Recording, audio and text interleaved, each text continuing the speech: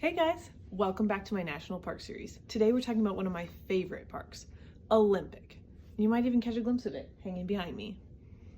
This park was originally established as a national monument in 1909 and later, on June 29th of 1938, became a national park. It's one of the few national parks with such a diverse ecosystem. At Olympic, you can see whales on the rugged coastline, mountain goats and glaciers, and then head deep into the temperate rainforest where you might find a whole new ecosystem, like these 10-inch banana slugs. I saw so many of them along the trails. I had the joy of visiting this park back in 2019 with my dear friend Kendra, who we've visited 3 national parks together now. I don't think any of my words can ever quite do justice to how beautiful I think Olympic is. But I'll tell you a little about my trip. We started out hiking at Hurricane Ridge, surrounded by wildflowers, and climbing peaks where you could see views all around you. From the ridge, you can spot Mount Olympus, the largest peak in the park, at 7,980 feet. Olympus is also home to the park's biggest glacier, Blue Glacier. Further up the trail, on Hurricane Hill, you can see views of Canada, as Vancouver Island is visible on a clear day.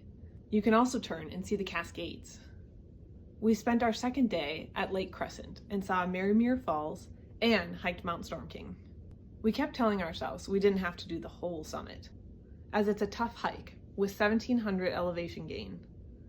The very last portion is only climbable by chain, but the thrill pushed us forward and I felt as free as a bird at the top. Back at the bottom, we jumped into the beautiful glacier-made Lake Crescent with our hiking clothes on. The Olympic coast is just as dazzling. I felt so at home on the rocky West Coast beaches, exploring the tide pools and taking in the scenic sea stack rocks.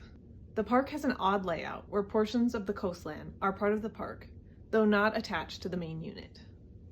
But the whole rainforest was probably the most striking to me, which is why I chose to paint it. I tell you again, my words don't do it justice. It felt like walking into a fairy tale.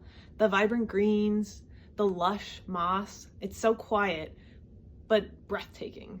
I'll always think walking in the Hall of Mosses was like walking in a dream. My Olympic National Park painting was the most intricate and time-consuming of all my national park paintings, and it's why I can't seem to part with the original.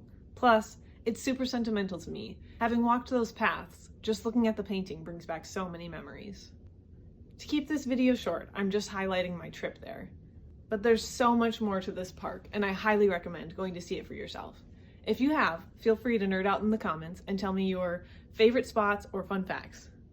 Till next time.